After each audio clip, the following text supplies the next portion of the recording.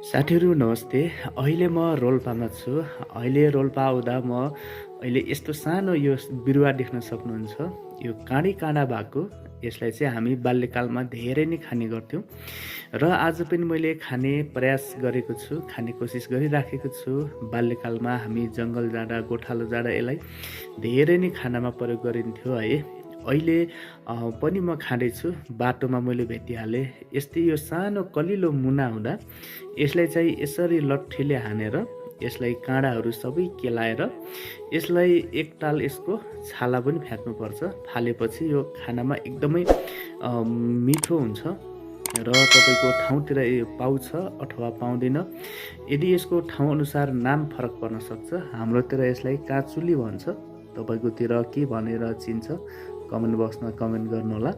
र यसको माथिको पनि खान मिल्छ र यसको मुनि जरा पनि कसैले खानुहुन्छ, तर यति धेरै चाहिँ खाँदैन। तर यस्तो कलिलो मुना यो वर्षमा एकपटक चाहिँ पलाउने गर्छ। जस्तै यस्तै मौसममा चैत वैशाखतिर चाहिँ यो प्रशस्त रूपमा जङ्गलमा उम्रिएको हुन्छ। यसरी यसलाई खानको लागि कुनै खेती गर्नु पर्दैन। यो अटोमेटिकली जङ्गलमा अर्ग्यानिक जडीबुटी भनौँ अथवा यो जडीबुटी भनौँ भने यसले अहिलेसम्म कुनै दबाई काम गर्छ होला, तर भए पनि मलाई थाहा भएन। तर भए पनि यसले हामीले बाल्यकालमा चाहिँ धेरै नै खाने प्रयोग गर्थ्यौँ।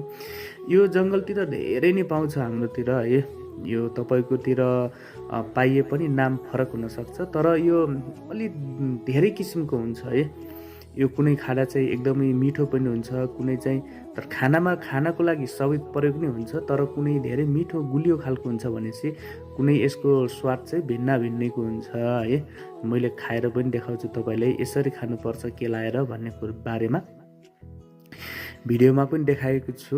यदि तपाईँको ठाउँतिर यदि भएर पनि नखानु भएको छ भनेपछि यसलाई मैले भिडियोमा देखाएको जस्तै गरेर खानु होला, किनकि यो खायो भनेपछि सायद यो वनस्पति भएको हुनाले यसले स्वास्थ्यको लागि फाइदा पनि गर्छ होला मेरो विचारमा है। अब धेरै खानु भयो भनेपछि हामीले सानोमा धेरै खाँदा चाहिँ पेटमा जुका पर्छ भनेर चाहिँ हाम्रो बाबुबाजेले भन्नुहुन्थ्यो है। अब यो चाहिँ यति एक्ज्याक्टली थाहा भएन, तर हामीले धेरै खाँदा पनि यसले चाहिँ कुनै इफेक्ट गरेको चाहिँ हामीलाई थाहा भएन। दृश्यमा देख्न सक्नुहुन्छ यसरी काँडै काँडा भएको हुन्छ यो देखाइमा पनि। र यसको केही समयपछि यो कलिलो मुना हुने बेला खाने हो। जब यो छिप्पिसक्यो भने फेरि यो खानामा मिठो हुँदैन, यो खानै सकिन्न। यस्तो यो धेरै छिप्प्यो भनेपछि चाम्रो भइहाल्छ, यो खानै सकिन्न। यसले खानेमा परेको चाहिँ आजकल भोलि नै हो। यो अलिपछि यसको माथि फुल फुल्छ र चारैतिर यसको बीज पनि चारैतिर फैलिन्छ। यसरी यसमा पुतलीहरू धेरै बसेको हुन्छन् है। अहिले चाहिँ म भर्खर यो पलाउने समय आएको छ। साना साना मुनाहरू थुप्रै छन् यहाँनिर। यसरी खान सकिन्छ यसलाई है। यो देखाइमा पनि यति डरलाग्दो हुन्छ, तर भए पनि यसलाई चाहिँ एकदमै निहालेर यसको बोक्राले राम्ररी केलाएर मजाले खानको लागि प्रयोग गर्न सक्नुहुन्छ। यसलाई हाम्रोतिर सायद हाम्रो मध्यपश्चिम दाङदेखि हल्का 29 किलोमिटर रोल्पा सिमानामा पर्छ। हामी दाङ र रोल्पाको सिमानामा छौँ अहिले। र यहाँ चाहिँ आजकल भोलि धेरै किसिमका फलफुलहरू पाउँछ, वनका फलफुलहरू अर्ग्यानिक। यसै हामी खाँदै हिँडिराखेको छ।